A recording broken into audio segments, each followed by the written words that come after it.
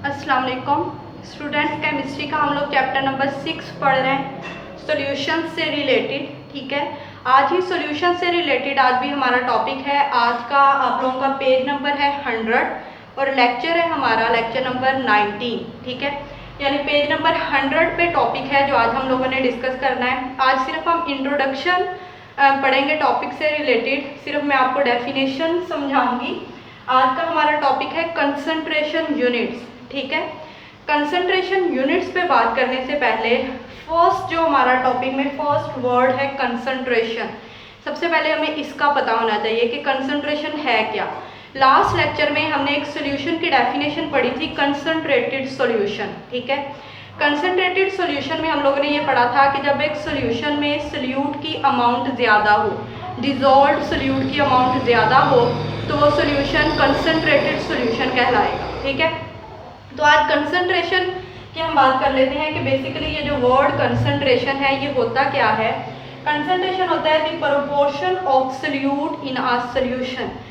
एक सॉल्यूशन में सॉल्यूट की जितनी अमाउंट होगी हमारे पास, सॉल्यूट की जितनी मिकदार होगी हमारे पास, वो हमारी कंसंट्रेशन होगी। ठीक है, सॉल्यूशन में सॉल्यूट की अमाउंट जितनी होगी वो हमारी कंसंट्रेशन होगी। सॉल्यूशन के दो कंपोनेंट हैं जो मैंने आप लोगों को बताया था, यानी सॉल्यूट एंड सॉल्वेंट के मिलने से सॉल्यूशन बनता है। सिंपल एग्जांपल ले लेते हैं, शुगर प्लस वाटर, जिसमें शुगर सॉल्यूट है एंड वाटर सॉल्वेंट है। शुगर और वाटर के मिलने से हमारे पास बनता है शुगर सॉल्यूशन। यानी बेसिकली सॉल्यूशन के दो कंपोनेंट होते हैं, सॉल्यूट एंड सॉल्वेंट। तो हमने सिर्फ सॉल्यूट पर ही फोकस करना है।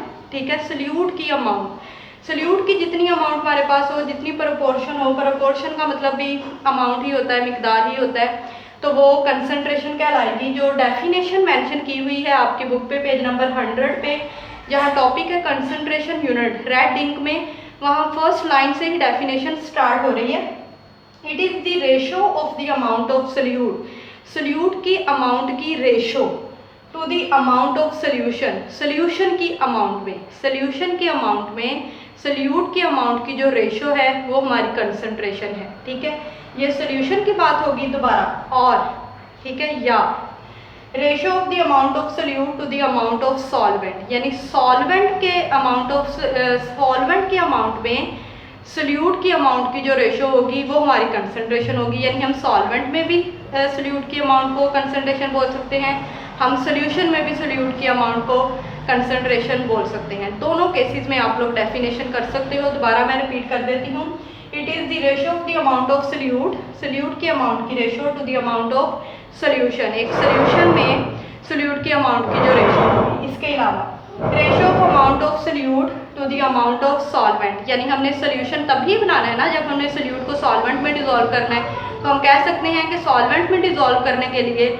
सॉल्यूट की अमाउंट की जो रेशो है हमारे पास वो हमारी कंसंट्रेशन है। ठीक है, तो फर्स्ट ऑफ ऑल सिर्फ आपने इस डेफिनेशन को अंडरलाइन करना है और अच्छे तरीके से समझने और याद करने की कोशिश करनी है। डेफिनेशन आपको समझ आ गई तो हम नेक्स्ट इसके यूनिट्स पे बात करेंगे।